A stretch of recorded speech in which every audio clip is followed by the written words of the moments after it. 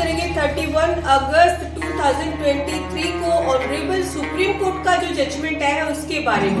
498A का लगातार दुरुपयोग हो रहा है, लेकिन इसके बाद शायद नहीं होगा, क्योंकि इस जजमेंट में जबरदस्त टिप्पणी जो है जज साहब के द्वारा की गई है।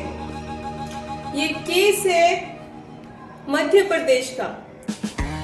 इस केस में पति पत्नी की शादी होती है। शादी होने के बाद थोड़े ही दिनों के बाद डिस्प्यूट चालू हो जाता है।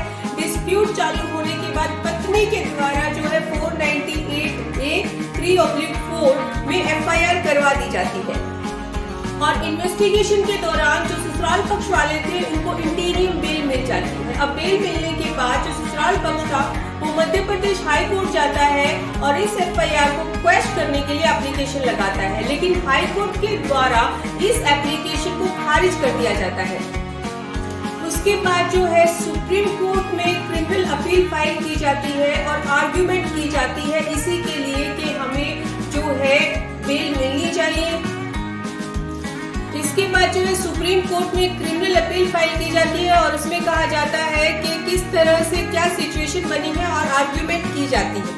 आर्ग्यूमेंट में ये सामने आता है कि जो पति था उसने पहले डाइवोर्स केस डाला और फिर पत्नी ने कितने सालों के बाद 498A का केस डाल दिया है।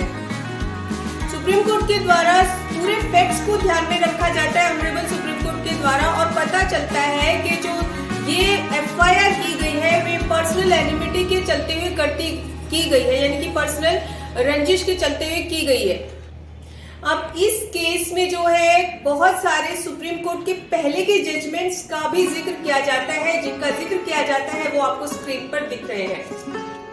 यहाँ पर ऑनरेबल सुप्रीम कोर्ट के द्वारा पूरे केस को एनालाइज किया जाता है और आखिर में जो टिप्पणी की जाती है वो ये थी, यानी कि जो FIR देवर के खिलाफ लिखवाई गई थी वो गुमनाम शिकायत देवर के खिलाफ लिखवाई गई थी वो व्यक्तिगत दुश्मनी का भी संकेत देती है। और मेन बात ये है कि तलाक का केस डालने के बाद FIR करवाई गई, यानी कि बहुत सालों के बाद FIR करवाई गई और जो FIR में जो बातें लिखवाई गई हैं उनका सही तरीके से कोई उल्लेख नहीं है, यानी कि कब मारा, कब पीटा, कब दहेज मांगा, कहाँ क्या किया, ये कोई बात उसमें क्लियर नहीं है। और सारी बातों को देखते हुए ऑनरेबल सुप्रीम कोर्ट ने इस केस में बहुत ही महत्वपूर्ण जजमेंट दिया है और टिप्पणी की है कि ये सारे आरोप जो लगाए गए हैं ऐसे आरोप जो है संभव ही नहीं है। और ऐसी टिप्पणी करते हुए ऑनरेबल सुप्रीम कोर्ट ने केस से संबंधित पूरी प्रोसीडिंग को ही क्वेश कर दिया।